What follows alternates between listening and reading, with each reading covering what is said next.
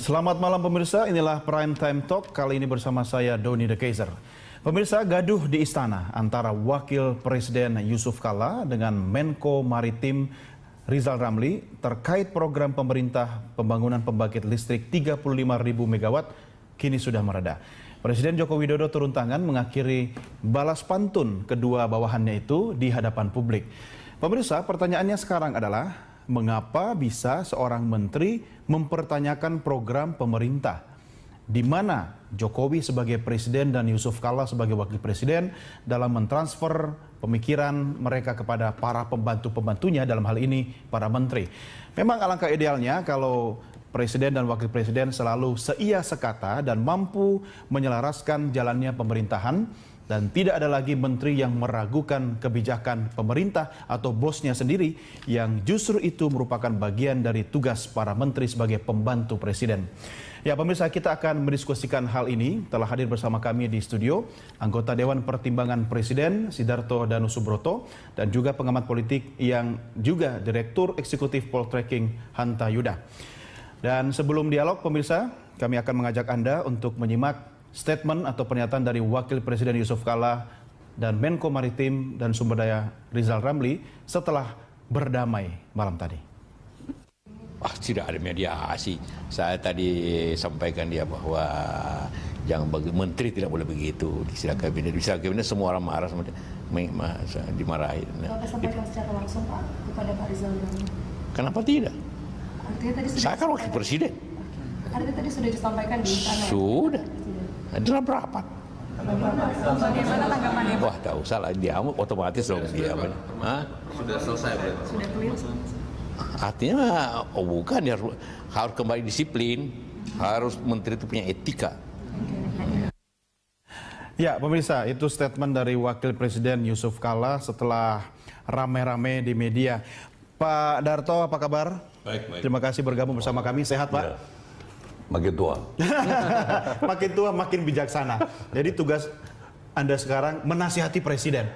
Jangan sampai retak antara presiden dan wakil presiden. Pak Darto, kalau misalnya pertanyaannya adalah seberapa retak hubungan RI 1 dengan RI 2, komentar Anda apa Pak? Saya tidak melihat itu. Apa alasan pertanyaan itu saya tanya sekarang? Justru saya ingin minta pendapat Anda Pak sebagai orang yang paling senior. Nah, saya tidak melihat itu ya, bahwa ada komentar daripada Pak Rizal Ramli mengenai Pak JK ya, lalu dibawa kabinet ya. Mungkin masalah listrik itu masalah yang tidak ringan ya, tapi saya harapkan Pak Rizal adalah a part of the solution, bagian untuk bisa menyelesaikan masalah itu. Solution maker. Tidak harus dilempar ke media. Masalahnya sekarang timbul kenapa ini harus dilempar ke media ya. Kalau diskus di internal kabinet tidak masalah. Di Dewan Pers sendiri kadang-kadang kita berbeda pendapat. Tapi kalau keluar kita tidak pernah kita beda. Tidak dirilis di publik ya? Tidak boleh. Ya. Ini semua anggota kabinet itu adalah satu tim ya. Satu tim yang saya harapkan kompak sebagai pembantu presiden.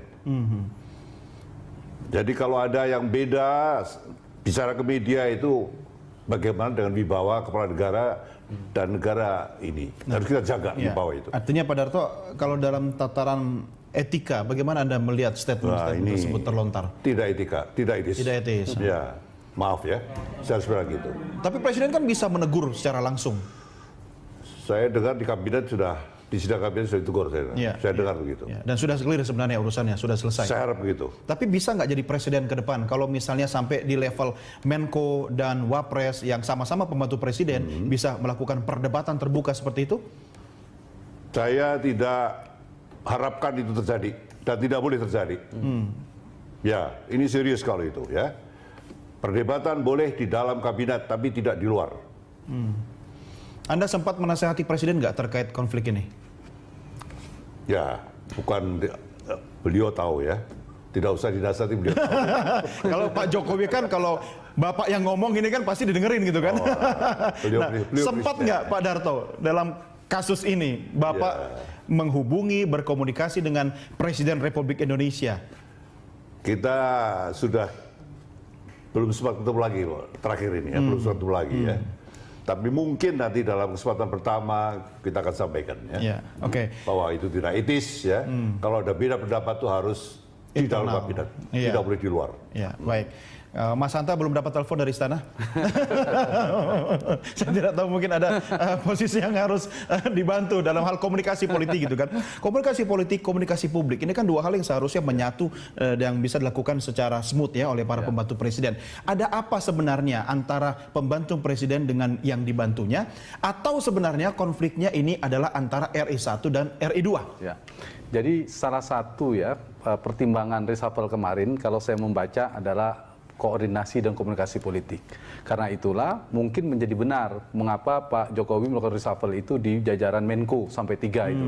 Nah, mungkin ada problem komunikasi, ada Mas Pram juga masuk, ada problem koordinasi, dan itu solusinya mungkin, dan itu positif saya pikir harus kita apresiasi. Tetapi sayangnya ketika setelah reshuffle itu kita berharap ada gebrakan, ada sebuah terobosan, tapi kita dikejutkan oleh Pak JK dan Pak Rizal Ramli tadi. Nah, ini apapun substansinya, mungkin substansi saya setuju dengan Pak Darto tadi, substansinya mungkin ada hal yang penting juga soal listrik dan seterusnya. Tetapi dari tata cara atau bahasa etika dan seterusnya tadi, menurut saya itu tidak dibenarkan. Karena ya mungkin kita paham Pak Rizal Ramli terlepas soal substansinya tadi, mungkin beliau cukup keras ya kritiknya selama ini kepada pemerintahan Jokowi, barangkali lupa sekarang sudah berada di dalam pemerintahan, jadi harus diingat itu satu. Yang kedua, jangan atau masih merasa juga Menko Perekonomian, atau masih merasa sama-sama menteri di era Gus Dur. Sekarang itu Pak JK Wapres. Poinnya penting itu. Walau bagaimanapun semua pembantu presiden, tapi Pak JK Wapres itu kan secara konstitusional beda dengan menteri gitu. Itu poin. Persoalan substansi mungkin dari pendekatan ekonomi. Nah, dari sana saya melihat justru saya setuju tadi, kalau ada problem mau tanda petik bertengkar ya, berdebat itu diperbolehkan, tapi di internal kabinet dalam rangka untuk mencari solusi, dalam rangka untuk mencari perbaikan bangsa, dalam rangka untuk membuat terobosan-terobosan untuk rakyat. Silakan ya, itu forumnya di rapat begitu. Betul, kan? Tapi kalau di luar itu akan banyak persepsi. Lalu jangan salahkan media, salahkan orang di luar, eksternal mengatakan bahwa kemudian Mas Doni mengatakan ini ada keretakan. Ya, ini ada signal, ada tanda-tanda ke arah sana. Tapi kata retak yang kami pilih menurut Anda seperti apa? Ya, tidak berlebihan menurut saya. Karena dari statement itu, kalau leadershipnya kuat, kalau kemudian bisa mendisiplinkan kekompakan. Jadi kalau satu tim, kapal itu, kalau soliditas itu kan penting. Kalau ternyata satu tujuan, soliditas itu penting. Kalau soliditasnya bermasalah, menurut saya akan bermasalah untuk selanjutnya. Nah, lalu nanti kan menjadi liar. Ini jangan-jangan ada dinamika politik di dalamnya juga kental. Beliau senyum-senyum udah paham. Tapi begini, ini bukan kali pertama ya mengemuka ke publik. Kita mencatat ada beberapa dalam tanda petik kasus atau kejadian, kita simak sama-sama tayangan grafis berikut ini yang menempatkan dalam posisi apakah itu presiden dengan wakil presiden berbeda pendapat ya, atau terkait dengan menteri dengan presiden atau wakil presiden.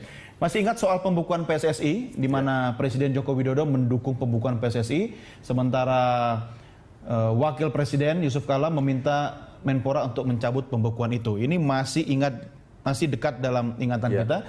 Kemudian soal pemerintah akan meneruskan rencana revisi Undang-Undang Nomor 30 Tahun 2002 tentang KPK. Ini disampaikan oleh tim komunikasi Presiden Teten Mas Duki. Posisi Presiden di situ tidak akan meneruskan. Sementara Wakil Presiden Yusuf Kala berpendapat bahwa direvisi bukan berarti memperlemah. Direvisi bisa berarti memperkuat, diperketat aturannya. Jangan sampai kau bicara dengan pacarmu terus disadap bagaimana gitu. Ya, maksudnya bukan pacarnya Pak JK gitu kan. Masih ada lagi, kami punya catatan ini Bapak-bapak sekalian.